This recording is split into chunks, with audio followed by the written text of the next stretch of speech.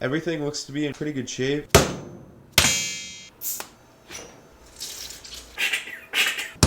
There's a little tiny cert clip. This one was really hard as well, but I'm hammering this thing out. Slowly but surely coming.